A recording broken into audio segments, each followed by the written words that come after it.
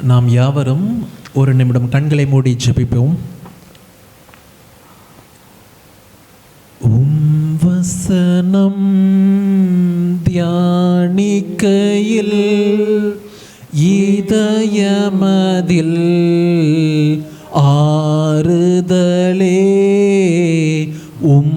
வசனம் தியானிக்கையில் இதயமதில் ஆறுதலே, காரிருளில் நடக்கையிலே தீபமாக வழி நடத்தும், காரிருளில் நடக்கையிலே தீபமாக வழி நடத்தும். எங்களை நேசிக்கிற நல்ல தகப்பனே, இந்த அருமையான ஓய்வு நாளிலும் ராஜா அப்பா, சிறுவர் ஞாயிறாக நாங்கள் ஆசரிக்கிறோம் தகப்பனே. அப்பா, எங்களுக்கு கொடுத்த அருமையான அப்பா செல்வங்களுக்காக, சிறு பிள்ளைகளுக்காக உமக்கு கோடான கோடி நன்றிப்பா. அப்பா, அவர்களுடைய வசனம் சொல்லுதல், அப்பா அவர்களுடைய பாடல்கள், நடனங்களை கேட்கும்போது எங்கள் உள்ளம் மகிழுகிறதுப்பா. ஆண்டவரே, நீங்கள் படைத்த அப்பா, நீங்கள் உருவாக்கின, நீங்கள் எங்களுக்கு கொடுத்த சிறு பிள்ளைகளை ஆசீர்வதிங்க, பலப்படுத்துங்க தகப்பனே. ஞானத்திலும் வளர்த்திலும் அவர்கள் பெருகத்தக்கதான கிருபையை கொடுங்க. இப்பொழுதும் அவர்களுக்குள்ளான அந்த வார்த்தையை ஆசீர்வதித்து தாங்க. இந்த மண்ணா எங்களுக்கு பிரயோஜனமாக இருக்க, ஆவிக்குரிய வாழ்க்கைக்கு பெற்றோருக்கும் பிள்ளைகளுக்கும் இது பிரயோஜனமாக இருக்க நீங்கள் எங்களோடு கூட பேச வேண்டும் என்று நாங்கள் ஜெபிக்கிறோம். அப்பா, என்னை தாழ்த்தி முற்றிலுமாக வெறுமையாக்குகிறேன், நீங்கள் மகிமைப்படுங்க. இயேசுவின் நாமத்தினாலே ஜெபிக்கிறோம் நல்ல பிதாவே, ஆமென். ஆமென். கர்த்தரும் உலக இரட்சகருமாய் இருக்கிற இயேசு கிறிஸ்துவின் நாமத்தினாலே உங்கள் யாவருக்கும் என் அன்பின் வாழ்த்துக்களை தெரிவித்துக் கொள்கிறேன். இந்த அருமையான ஓய்வு நாள் தினத்திலும் உங்கள் மத்தியில் நின்று சிறுவர் ஞாயிறை ஆசரிக்கிற உங்கள் மத்தியில் நின்று கர்த்தருடைய வார்த்தையை அறிவிப்பது எனக்கு ரொம்ப சந்தோஷம். வாய்ப்பு கொடுத்த அருமையான ரெவரண்ட் கிளீட்டஸ் ஐயா அவர்களுக்காக நான் ஆண்டவரை துதிக்கிறேன். இந்த நாள் ஒரு சிறுவர் ஞாயிறாக நாம் ஆசரிக்கிறோம். சிறு பிள்ளைகள் அழகாக பாட்டு படித்தார்கள், வசனத்தை சொன்னார்கள், நடனம் ஆடினார்கள். அதை எல்லாவற்றையும் நினைக்கும் போது ரொம்ப சந்தோஷமாக இருக்குது. ஒரு சிறிய திருச்சபையாக இருந்து சிறு பிள்ளைகளை அருமையாக நீங்கள் வளர்த்திருக்கிறீர்கள். ஆண்டவருடைய வசனத்தை சொல்லி கொடுத்து, ஆண்டவருடைய வார்த்தையை சொல்லி கொடுத்து அவ்வளவு அழகாக நீங்கள் வளர்த்திருக்கிறீர்கள். அதை எண்ணி பார்க்கும்போது நான் ஆண்டவரை துதிக்கிறேன். இன்னும் நம்முடைய சிறு பிள்ளைகளுக்கு ஆண்டவர் நல்ல ஞானத்தையும் பலத்தையும் சத்துவத்தையும் கொடுத்து ஒவ்வொரு நாளும் அவருக்குள்ளாக அவர் பெருக பண்ணுவாராக. இந்த நாள் எம்டிசிஎம் ஞாயிறாகவும் நாம் ஆசரிக்கிறோம். அதாவது எம்டிசிஎம் 2001 ஆண்டு தொடங்கப்பட்டு இந்நாள் வரைக்கும் பலவிதமான ஊழியங்கள், விபிஎஸ், சண்டே ஸ்கூல், இன்னும் கிளப் ப்ரேயர் அப்படின்னு சொல்லப்படுகிறது, இன்னும் நிறைய ஊழியங்கள் அடங்கி எம்டிசிஎம் சிறுவர்களுக்காக செயல்பட்டு கொண்டு இருக்கிறது. அதற்காகவும் நீங்கள் ஜெபித்து கொள்ளுமாறு உங்களை நான் தாழ்மையுடன் கேட்கிறேன். இந்த நாளிலும் நாம் ஆண்டவருடைய வார்த்தைக்கு நேராக கடந்து செல்வோம். சங்கீதம் 127 4வது வசனம் இப்படியாக சொல்லுகிறது: இதோ பிள்ளைகள் கர்த்தரால் வரும் சுதந்திரம், கர்ப்பத்தின் கனி அவரால் கிடைக்கும் பலனாம். பிள்ளைகள் ஆண்டவர் கொடுக்கிற ஒரு சுதந்திரம், கர்ப்பத்தின் கனி அவரால் கிடைக்கிற ஒரு பலன். பிரியமானவர்களே, பெற்றோர்கள் நம்முடைய பிள்ளைகளை குறித்து ஒரு நாளும் முறுமுறுக்கக்கூடாது. ஐயோ, எனக்கு ஏன் இந்த பிள்ளை பிறந்திருக்கு, ஏன் எனக்கு சொல் பேச்சு கேட்காத பிள்ளை பிறந்திருக்கு, ஏன் என் பிள்ளை இப்படி இருக்குது அப்படி என்று நாம் ஒரு நாளும் பிள்ளைகளை குறித்து முறுமுறுக்கிறவர்களாகவோ கவலைப்படுகிறவர்களாகவோ அவர்களை குறித்து நாம் அதாவது ஆண்டவர் ஏன் இந்த பிள்ளையை கொடுத்திருக்கிறார் அப்படி என்று சொல்லக்கூடாது. பிரியமானவர்களே, தேவன் எதை எதிர்பார்க்கிறார் என்றால், பிள்ளைகளை குறித்து நாம் ஸ்தோத்திரம் செலுத்த வேண்டும், ஆண்டவருக்கு நன்றி செலுத்த வேண்டும்.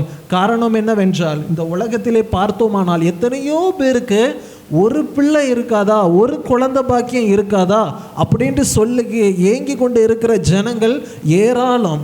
ஆஸ்பத்திரி வாசலில் இன்னும் எத்தனையோ ஜெபங்கள், எத்தனையோ மருத்துவமனை சிகிச்சைகள், எனக்கு ஒரு பிள்ளை பிறக்காதா அப்படின்ற ஆண்டவர் ஒரு கர்ப்பத்தின் கனியை கொடுக்க மாட்டாரா என்று தவிக்கிற பிள்ளைகள் ஏராளமானவர்களாக இருக்கிறார்கள்.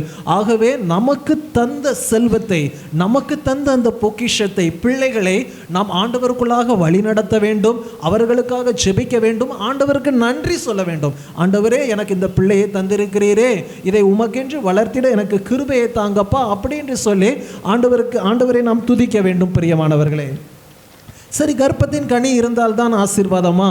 இல்லை என்றால் ஆசீர்வாதம் இல்லையா? ஏசாயா 51:54 இப்படியாக சொல்லுகிறது, பிள்ளை பெறாத மலடியே மகிழ்ந்து பாடு, கர்ப்ப வேதனைப்படாதவளே கம்பீரமாய் பாடி ஆனந்த சத்தமிடு அப்படின்னு ஆண்டவருடைய வசனம் சொல்லுகிறது. அதாவது கர்ப்பத்தின் கனி இருந்தால்தான் நாம் ஆசீர்வாதம் என்று நினைக்கிறோம். சிலருக்கு கர்ப்பத்தின் கனி இல்லாமல் போகும்.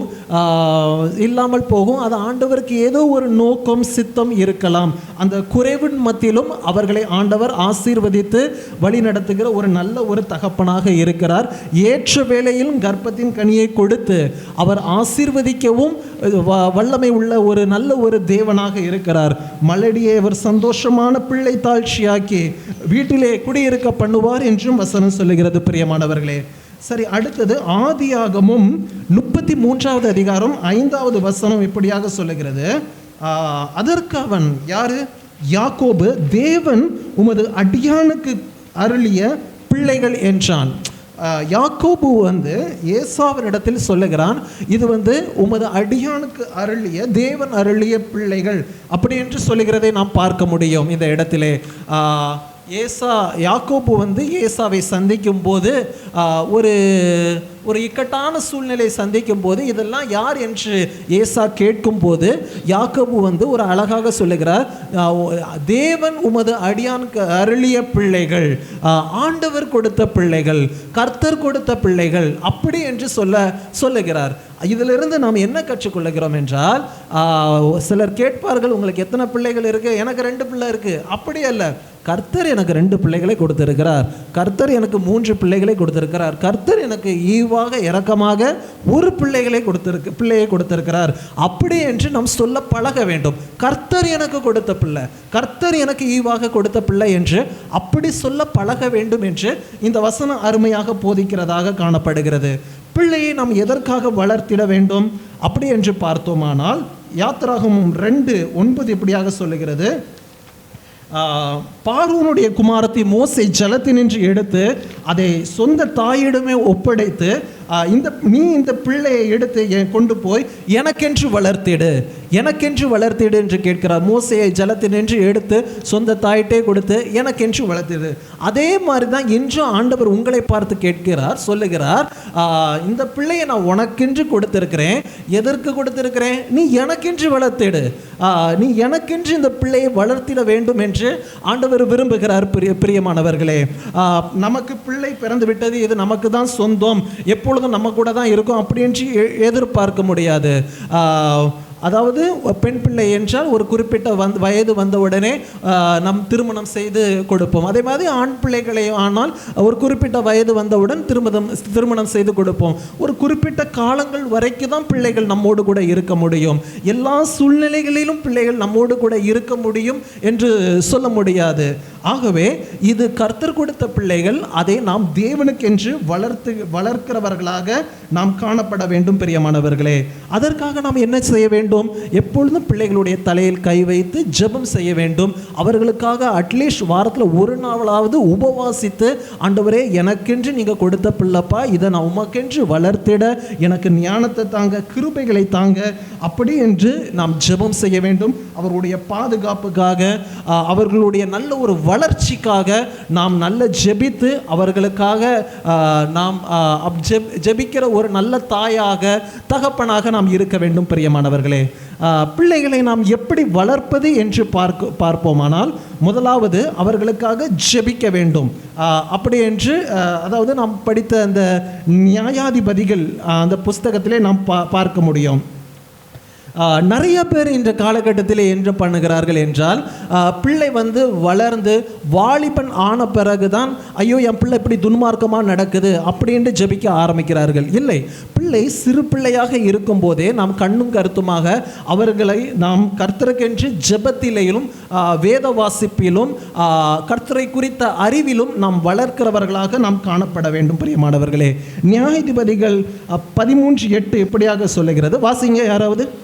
அப்பொழுது மனோவா கர்த்தரை நோக்கி விண்ணப்பம் பண்ணி, என் ஆண்டவரே, நீர் அனுப்பின தேவனுடைய மனுஷன் மறுபடியும் ஒரு விஷயம் எங்களிடத்தில் வந்து பிறக்க போகிற பிள்ளைக்காக நாங்கள் செய்ய வேண்டியதை எங்களுக்கு கற்பிப்பாராக என்று வேண்டிக் கொண்டான். அப்பொழுது அந்த பிறக்க போகிற பிள்ளைக்காக நாங்கள் செய்ய வேண்டியதை எங்களுக்கு கற்பிப்பீராக அப்படி என்று மனோவா வந்து வேண்டிக் கொள்கிறான். ஆண்டவர் வந்து மனோவாவுக்கு தரிசனம் கொடுக்கிறார். அதாவது உனக்கு வந்து ஒரு ஆண் பிள்ளை பிறக்கும், அதை நீ நசரனாக வளர்க்க வேண்டும், பெலிஸ்தரின் கையில் இருந்து அவன் விடுதலையாக்குவான், அப்படி என்று நிறைய திட்டங்கள் தீர்மானங்கள் அந்த சிம்சோனை குறித்து இருந்தது. ஆகவே அவர்களுக்கு ரொம்ப நாள் பிள்ளை இல்லாததினால் ஆண்டவர் வந்து தேவதூதன் வந்து தரிசனம் கொடுக்கிறார்.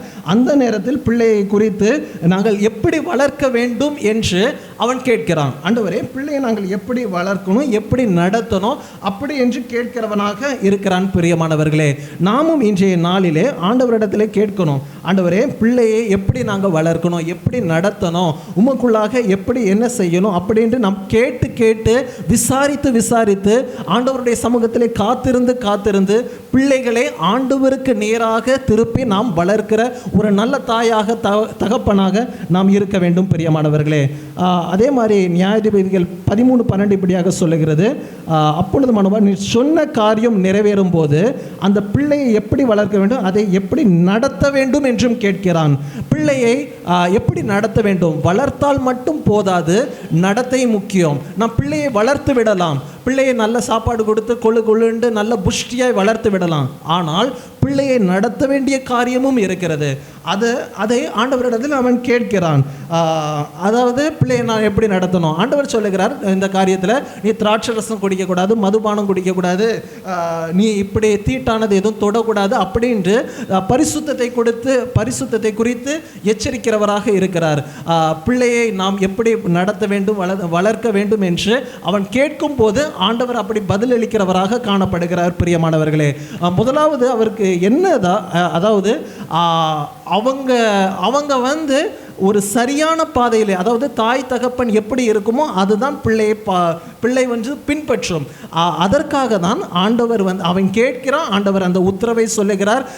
சரி ஆண்டவரே என்று சொல்லி அப்படிப்பட்ட காரியங்களை அவன் விலக்கி அந்த நாட்களிலே காணப்படுகிறவனாக இருக்கிறான். பிரியமானவர்களே, இன்னொன்று, நம் அருமை இரட்சகர் வாழ்ந்த காலத்திலே சீஷர்கள், அதாவது பிள்ளைகள் வந்து இயேசுவினிடத்தில் வரும்போது சீஷர்கள் அதட்டினார்கள். அப்பொழுது இயேசு வந்து பிள்ளைகளை அரவணைத்து பிள்ளைகளை பிரதிபலித்து நாமும் பரிசுத்தமுள்ள வாழ்க்கை வாழ முடியும், பிள்ளைகளும் பரிசுத்தமுள்ள வாழ்க்கை வாழுவார்கள். பிரியமானவர்களே, வீட்டில் ஜெபம் செய்வது ரொம்ப முக்கியம். குடும்ப ஜெபத்தை ஒரு நாளும் விட்டுறாதீங்க. ஒவ்வொரு நாளும் குடும்ப ஜெபத்துக்கு முயற்சி பண்ணுங்க, பிரயாசப்படுங்க. அட்லீஸ்ட் ஒரு 20 நிமிஷமாவது குடும்பமாக ஒன்று கூடி கைத்தட்டி ஆண்டவரை பாட்டு பாடி ஒரு வேத வசனத்தை வாசித்து ஒரு நாள் ஒருத்தர் ஜெபிக்கிறவர்களாக அப்படின்ட்டு இது ஒரு குட்டி மோட்சம். ஆகவே அந்த குடும்ப ஜெபத்தை நாம் ஒரு நாளும் அசட்டை பண்ணக்கூடாது, விட்டுவிடக்கூடாது. பிரியமானவர்களே, குடும்ப ஜெபம் ரொம்ப முக்கியம். நிறைய பேர் இந்த காலத்தில் என்ன செய்வார்கள்னா, பிள்ளைகளை வந்து சர்ச்சுக்கு போ, பைபிள் படி, நீ ப்ரேயர் பண்ணு அப்படி என்று சொல்லி அவர்களை அதட்டுவார்கள், திட்டுவார்கள். நீ பண்ணு அப்படின்ட்டு சொல்வார்கள். ஆனால் பிள்ளைகள் மத்தியிலே நம்ம செய்தோன்னா பிள்ளைகள் ஆட்டோமேட்டிக்காக அதை பின்பற்றி எங்கள் தகப்பன் செய்கிறா, எங்கள் அம்மா செய்கிறா அப்படின்னு ஆட்டோமேட்டிக்காக அதுக்கு ஒரு நல்ல ஒரு சுபாவம் உண்டாகும். பிரியமானவர்களை, இதை எப்பொழுதும் நாம் மனதிலே வைத்து பின்பற்றுகிறவர்களாக நாம் காணப்பட வேண்டும். எபேசியர் 6:4 வாசிங்க. எபேசியர் 6:4.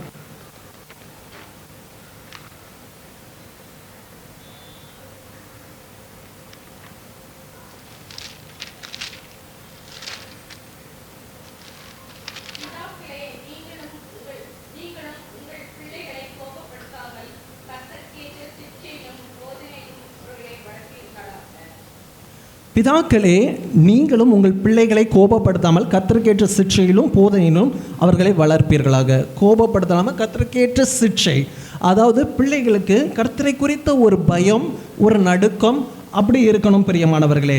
சில பிள்ளைகள் அம்மாவுக்கு பயப்படுவாங்க, சில பிள்ளைகள் அப்பாவுக்கு பயப்படுவாங்க, சில பிள்ளைகள் ரெண்டு பேருக்குமே பயப்பட மாட்டாங்க. இப்படி பிள்ளைகளிடத்திலே ஒரு வித்தியாசமான சுபாவங்கள் உண்டு. சில பிள்ளைகள் நான் அப்பாவை மாதிரி நான் அம்மாவை மாதிரி, சில பிள்ளைகள் அப்படி சொல்வது உண்டு. ஆனால் நீங்கள் என்ன சொல்ல வாருன்னா, கர்த்தருக்கேற்ற பயம். பிள்ளைகள் உங்களுக்கு பயப்படுகிறத விட கர்த்தருக்கு பயப்பட்டுச்சுன்னா நல்ல வழியில் நடக்கும். நம்ம இல்லாத சமயத்திலே, நம்ம பார்க்குற சமயத்திலே பிள்ளைகள் சில தவறுகள் செய்யாது. எங்கள் அப்பா இருக்காரு, ஆகவே நான் செய்யக்கூடாது அப்படிங்கிறத அம்மா கண்டிப்பாங்க, அப்பா கண்டிப்பாங்க, நான் செய்யக்கூடாது என்பதை யோசிக்கும். ஆனால் நீங்கள் சொல்லிக் கொடுக்கும்போது, பிள்ளைகளுக்கு சொல்லிக் கொடுக்கும்போது, தம்பி, மகனே, நீ இந்த தவறை செய்யக்கூடாது, ஏனென்றால் தேவன் பார்த்து கொண்டே இருக்கிறார். நான் பார்க்கல, நான் பார்க்கறத விட தேவன் ஒருவர் பார்த்து கொண்டே இருக்கிறார். உன்னையும் என்னையும் படைத்த நம்முடைய அருமை இரட்சகர் இயேசு கிறிஸ்து பார்க்கிறார். ஆகவே நீ இந்த தவறை ஒருபோதும் செய்யக்கூடாது, நான் இல்லாத சமயத்திலும் செய்யக்கூடாது. அப்படி என்று நமக்கு பயப்படுகிற பயத்தை காட்டிலும் கர்த்தருக்கு பயப்படுகிற பயம் அதிகமாக இருந்தால் பிள்ளைகள் தவறு செய்ய யோசிக்கும், கவனமாக நடக்கும். பிரியமானவர்களே, கவனமாக நடக்கும். கர்த்தருக்கேற்ற சிக்ஷையில் கர்த்தருக்கு அதிகமாக பயப்படுகிற பிள்ளைகளாக இருந்தால் அவர்களுடைய எதிர்காலம் பிரகாசமாக இருக்கும். அந்தரங்க வாழ்க்கை பரிசுத்தமாக இருக்கும். அந்தரங்க வாழ்க்கையிலே தீட்டான காரியம் பிரவேசிக்காது. அந்தரங்க காரியம் சுத்தமாக இருக்கும். பிள்ளைகள் ஞானத்திலும் வளர்த்தியும் இன்னும் அதிகமாக பெருகி ஆண்டவருக்கு சாட்சிகளாக வாழுவார்கள். பிரியமானவர்களே, இதை எப்போதும் நாம் மனதிலே வைத்து கொள்ள வேண்டும். இன்னொன்று, பிள்ளைகள் இந்த காலத்திலே அதிகமாக மொபைல், இன்டர்நெட்டு, ஃபோனு இப்படி என்று நாம் பழக்கக்கூடாது. சிலர் மொபைல் இல்லைன்னா இருக்க மாட்டாங்க, செல்ஃபோனு, டிவி இல்லைன்னா இருக்க மாட்டாங்க, காட்டும் அப்படி என்று பழக்கக்கூடாது. இதை ஆரம்பத்தில் பழக்கணும்னா பின்னாட்களில் நாம் ரொம்ப கஷ்டமாக இருக்கும். ஆகவே ஆரம்பத்திலேயே இதை நாம் குறைத்து கொள்ள வேண்டும். பிள்ளைகள் சேட்டை பண்ணுது, என்ன செய்ய, டக்குன்னு ஃபோனை கொடுப்போம் அப்படின்ட்டு இல்லை. பிரியமானவர்களே, பிள்ளைகளுக்கு நல்ல ஒரு காரியங்களை அதை வித்தியாசமான டைரக்ஷனில் நீங்கள் கொண்டுட்டு வாங்க. ஃபோனை கொடுத்து பிள்ளைகளை அதுக்கு அடிமையாக்குறத விட சில நல்ல ஒரு காரியங்கள் பழக்குவித்து அதற்கு அடிமையாக்கி அப்படி கொண்டுட்டு வரும்போது பிள்ளைகள் ஒரு நல்ல பழக்க வழக்கங்களோடு வாழ பழகி கொள்வார்கள். பிரியமானவர்களே, ஃபோன் சில காரியங்களுக்கு தேவை தான். எந்த நேரத்தில் தேவையோ, எப்படி தேவையோ அதை சரியான முறையிலே, சரியான பக்குவமான நேரத்திலே அவர்கள் பயன்படுத்துகிறவர்களாக காணப்பட வேண்டும் என்று நாம் இன்றைய சமுதாயத்திலே பார்க்கிறதினாலே நாம் ஆண்டவருக்கு பிரியமாய் அந்த பிள்ளைகளை வளர்க்கிறவர்களாக நாம் காணப்பட வேண்டும். பிரியமானவர்களே, மூன்றாவதாக, பிள்ளை தவறு செய்யும் போது கண்டிக்க வேண்டும். நீதிமொழிகள் 22:15 வாசிங்க.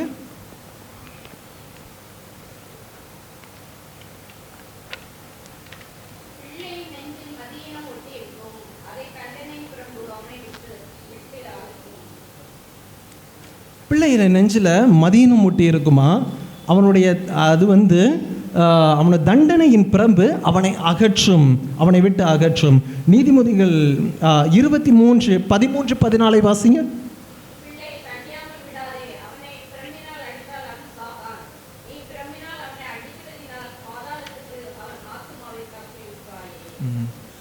ஒவ்வொரு சிறு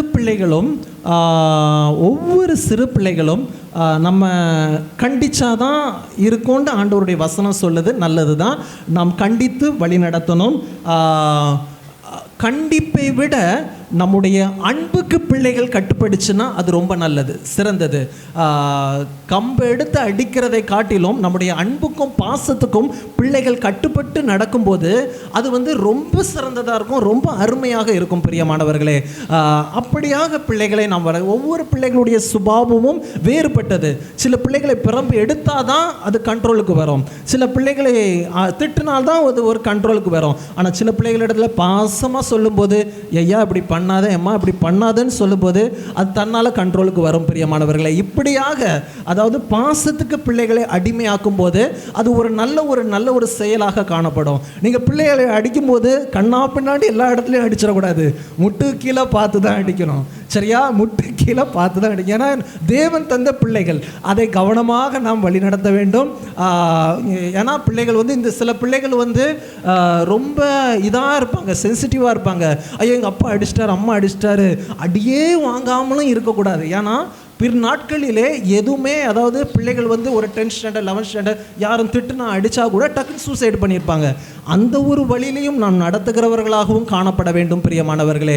ஆகவே பிள்ளைகளே ஒரு சரியான ஒரு பக்குவத்திலே ஆண்டவரிடத்தில் அந்த ஆலோசனையை கேளுங்க. இன்னும் ஆண்டவரிடத்தில் அதிகமாய் காத்திருந்து என் பிள்ளைகளுடைய சுபாவம் எப்படி இருக்கிறது அதை தெளிவாக புரிந்து கொண்டு நாம் அவர்களை நடத்துகிறவர்களாக காணப்பட வேண்டும் என்று தேவன் விரும்புகிறார் பிரியமானவர்களே. பிள்ளைகளை சரியான முறையிலே நடத்த வேண்டும். பெரியவங்க முன்னாடி நல்ல பழக்க வழக்கங்களை கற்றுக்கொள்ளுங்க.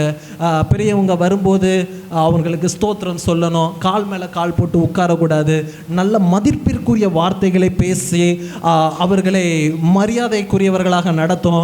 இப்படி ஒரு நல்ல ஒழுக்கமான பழக்கங்களை நீங்கள் கற்றுக் கொடுத்து நடத்தும் போது அது பிள்ளைகளுக்கு வாழ்க்கையிலே ஆசீர்வாதமாக இருக்கும் பிரியமானவர்களே. ஒரு பெரிய ஆஃபீஸர் வந்து தன்னுடைய அனுபவத்தை இப்படியாக பகிர்ந்து கொண்டார். நான் இப்பொழுது வாழ்ந்து கொண்டே இருக்கிற ஒரு நல்ல பொசிஷனில் இருக்கிறது எங்கள் அப்பா அம்மா செய்த ஒரு நல்ல காரியம்தான். அவர்கள் ஆரம்பத்தில் என்னை கண்டிக்கும் போது, உணர்த்தும் போது, என்னை திட்டும் போது, பிறப்பினால் அடிக்கும் போது எனக்கு ஏயா இப்படி ஒரு அப்பா அம்மா அப்படின்லாம் நான் நினச்சேன். ஆனால் இப்பொழுது நான் ஒரு நல்ல நிலைமையில் வந்து இருக்கும்போது நான் யோசித்து பார்க்கேன், அன்னைக்கு அவர்கள் அடிக்க போய் தானே நான் இவ்வளோ நல்ல நிலைமையில் இருக்கேன் அப்படி என்று ஒரு ஆஃபீஸர் இப்படியாக பகிர்ந்து கொண்டார். அந்த அளவுக்கு பிரம்பு திருத்துகிறதாகவும் காணப்படுகிறது என்பதை நாம் மறந்துவிடக்கூடாது. அதிகமாக பாசத்தை ஊட்டியும் நாம் வளர்க்கிறவர்களாக இருக்க வேண்டும். ஒரு வாலிபனுடைய அனுபவம் இப்படியாக இருந்துச்சு. நான் கெட்டு போனதே எங்கள் அம்மாவனால தான். எங்கள் அப்பா ரொம்ப ஸ்ட்ரிக்ட்டு. நல்லா வந்து கண்டித்து, அதாவது ஸ்கூலுக்கு போகலைன்னா, பைபிள் படிக்கலைன்னா, வேதத்தை வாசிக்கலை, ப்ரேயர் பண்ணலைன்னா நல்லா திட்டுவார், நல்லா கண்டித்து என்னை வளர்ப்பார். ஆனால் அம்மா வந்து என்னை அப்பா அடிக்கும் போதெல்லாம் முன்னால் போய் நின்றுட்டு, குறுக்க நின்றுட்டு நிறையா காரியங்கள் வந்து அப்படி செஞ்சு என்னை அப்பா அடிக்க விடாமல் சரியாக திருத்த விடாமல் பண்ணது எங்கள் அம்மா தான். நிறைய காரியங்கள், சினிமாவுக்கு காசு கொடுத்து அனுப்புறதே எங்கள் அம்மா தான். அப்படிலாம் சொல்லி அந்த அளவுக்கு பிள்ளையை கெடுத்து விட்டார்கள். அதாவது பிள்ளையை நன்றாக வாழ வைப்பதற்கு நம்முடைய கருத்தில் தான் ஒரு இது இருக்குது. அவர்கள் கெட்டு போகிறதுக்கும் நம்ம தான் அது வழி வகுக்கிறவர்களாக காணப்படுகிறோம். ஆகவே ஞானத்தோடு இதில் நாம் செயல்படுகிறவர்களாக இருக்க வேண்டும் என்று ஆண்டவர் விரும்புகிறார் பிரியமானவர்களே. பிள்ளைகளுக்கு தகப்பனுடைய கண்டிப்பும் வேணும், தாயினுடைய அரவணைப்பும் வேணும். ரெண்டுமே சரிசமமாக பேலன்ஸாக இருக்கும்போது அந்த பிள்ளை நன்றாக வளர்கிறவர்களாக காணப்படுவார்கள் பிரியமானவர்களே. என்னெல்லாம் பார்த்தோம்? முதலாவது நாம் ஜெபிக்க வேண்டும் பிள்ளைகளுக்காக. பிள்ளையை சரியாய் நடத்த வேண்டும். பிள்ளை தவறு செய்யும் போது அதை கவனமாய் கண்டிக்கிறவர்களாக நாம் காணப்பட வேண்டும் பிரியமானவர்களே. நம்முடைய பிள்ளைகளுக்கு மாத்திரம் நாம் ஜெபித்தால், அவர்களுக்கு மாத்திரம் நாம் ஜெபித்தால் போதுமா? இல்லை. நம்முடைய இந்திய தேசத்தில் எத்தனையோ பிள்ளைகள் இருக்கிறார்கள். பிள்ளைகள் தான் அதிகமாக இருக்கிறார்கள். யங் ஸ்டேஜில் இருக்கிறவங்க தான். அந்த பிள்ளைகளெல்லாம் ரட்சிக்கப்படணுமே, ஆண்டவரை கண்டு கொள்ளணுமே, அவர்கள்லாம் பரலோக ராஜ்யத்துக்கு வரணுமே. இந்த பாரம் கரிசனையோடு நாம் ஜெபிக்கணும் பிரியமானவர்களே. எத்தனையோ பிள்ளைகள் பாதிக்கப்படுகிறார்கள், அனாதையாக இருக்கிறார்கள். இன்னும் திக்கற்ற தகப்பன் இல்லாத பிள்ளைகள் ஏராளம், தாய் இல்லாத பிள்ளைகள் ஏராளம், இன்னும் ஒடுக்கப்பட்டவர்கள், இன்னும் நிறைய காரியங்கள் சொல்லிகிட்டே இருக்கலாம். இன்னும் பிள்ளைகளுடைய நிறைய காரியங்கள் பாதிக்கப்படுகிறார்கள். நிறைய மன அழுத்தம், ஸ்ட்ரெஸ்ஸு, இன்னும் நிறைய வன்கொடுமைகளும் பிள்ளைகளுக்கு எதிராக பெருகி கொண்டே இருக்கிறது. கிட்னாப், அப்படி நிறைய காரியங்கள் பிள்ளைகளுக்கு பலாத்காரம், இப்படி சிறு பிள்ளைகளுக்கு எதிராக பிசாசானவன் குறிவைத்து நிறைய காரியங்களை செய்து கொண்டே இருக்கிறான். அந்த பிள்ளைகளெல்லாம் பாதுகாக்கப்படணும், ரட்சிக்கப்படணும், ஆண்டவரை ஏற்றுக்கொள்ளணும். இப்படியாக மற்ற பிள்ளைகள் மீதும் நாம் அன்பும் கரிசனையும் ஜெபிக்கிறவர்களாக காணப்பட்டால் நம்முடைய பிள்ளைகளை ஆண்டவர் ஆசீர்வதித்து உயர்த்த வல்லவராக இருக்கிறார் பிரியமானவர்களே. ஆகவே நம்முடைய பிள்ளைகள் ஆசீர்வாதமாக இருக்கணும் என்றால் மற்ற பிள்ளைகள் மீதும் நான் ஒரு அன்பும் கரிசனையோடு அவர்களுக்காக, தேசத்தினுடைய பிள்ளைகளுக்காக நாம் ஜெபிக்கிறவர்களாக காணப்பட வேண்டும். இந்த வார்த்தையை தேவன் தாமே ஆசீர்வதிப்பாராக. ஒரு நிமிடம் நம் தலைகளை தாழ்த்தி ஜெபிப்போம். தகப்பனே, இந்த நல்ல நேரத்திற்காய் உமக்கு ஸ்தோத்திரம் அப்பா. இவ்வளவு நேரம் ஆண்டவரே எங்கள் இடத்துல நீங்கள் பேசுனீங்க என்று நாங்கள் விசுவாசிக்கிறோம்ப்பா. இந்த வார்த்தை ஆசீர்வாதமாக இருக்கணும் ஆண்டவரே. தகப்பனே, இன்னும் தகப்பனே, பிள்ளையை எப்படி வளர்க்க வேணும், நடத்தணும் ஆண்டவரே, என்னெல்லாம் காரியங்கள் நீங்கள் எங்களுக்கு சொல்லி தந்தீங்களோ அதன்படி நாங்கள் செயல்பட, நடத்த, வளர்க்க, உமக்கென்று அவர்களை அப்பா கனி கொடுக்கிறவர்களாக, உமக்கென்று உம்முடைய ராஜ்யத்தை கட்டுகிற பிள்ளைகளாக நான் அவர்களை மாற்ற எங்களுக்கு கிருபை தாங்கப்பா. கொடுத்திருக்கிற பிள்ளைகளுக்காக நன்றி. அவர்கள் ஞானத்திலும் வளர்த்தியிலும் தேவ கிருபையிலும் மனுஷர் தயவிலும் அதிகமாய் விருத்தி அடைவார்களாக. எந்த குறைவுகளும் பிள்ளைகளுக்கு ஏற்படாதபடிக்கு நல்ல வளர்ச்சியை கொடுங்க, நல்ல பாதுகாப்பை கொடுங்க, நல்ல உண்மை குறித்த ஒரு தெய்வ பயத்தை கொடுங்க. எந்த ஒரு இடத்திலும் பிள்ளைகள் சோர்ந்து போகாதபடிக்கு நல்ல படிக்கத்தக்கதான ஞானத்தையும் சுகத்தையும் வெளியிலே நல்ல ஒரு பாதுகாப்பையும் பெற்றோருடைய அரவணைப்பையும் கொடுத்து எங்கள் பிள்ளைகளை ஆசீர்வதித்து கனப்படுத்தி சமுதாயத்திலே உயர்ந்த இடத்திலே நீங்கள் வைத்து அழகு பார்க்க வேண்டும் என்று நாங்கள் ஜெபிக்கிறோம். எல்லாவற்றையும் உடைய கரத்திலே தாழ்த்தி தருகிறோம். நீங்களே பொறுப்பெடுத்துக் கொள்ளுங்க. இயேசுவின் நாமத்தினாலே ஜெபிக்கிறோம் நல்ல பிதாவே. ஆமென், ஆமென், ஆமென்.